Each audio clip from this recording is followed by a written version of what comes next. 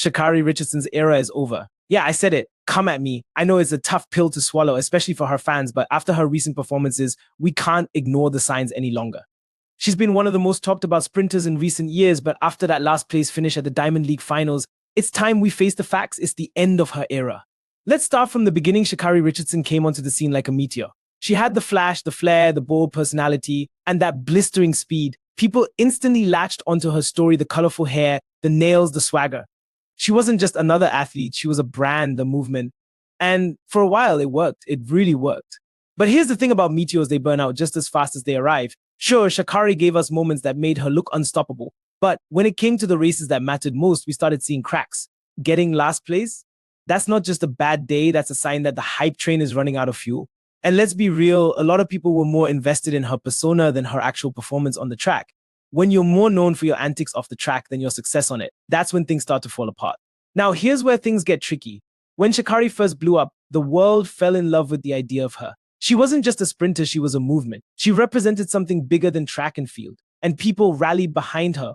But with all that hype comes one serious problem called expectation. She became a household name almost overnight, and the pressure of being this icon, this new face of track and field, was suddenly on her shoulders. But when it came time to deliver, she just couldn't keep up with the top-tier athletes. People expected her to take over the sport, to dethrone legends like Shelley Ann Fraser-Price and Elaine Thompson. But instead, we got inconsistent performances and more excuses than victories. The pressure of carrying all that hype and expectation, it got to her. It always does. We've seen this story play out with other athletes before. The media builds them up, puts them on a pedestal, and then when they don't deliver, it all comes crashing down. That's exactly what's happening here. Now, we can't talk about Sha'Carri's downfall without mentioning Paris, where she had one of the biggest opportunities of her career, the Olympics. Everyone was watching, and this was supposed to be Sha'Carri Richardson's moment to shine, to prove that she's not just hype, but a true champion. But what did we get? A complete letdown. This was her chance to finally silence the critics, and instead she gave them more fuel. If missing gold at the Paris Olympics wasn't enough, what just happened at the Diamond League finals was the ultimate confirmation that Sha'Carri Richardson's era is over.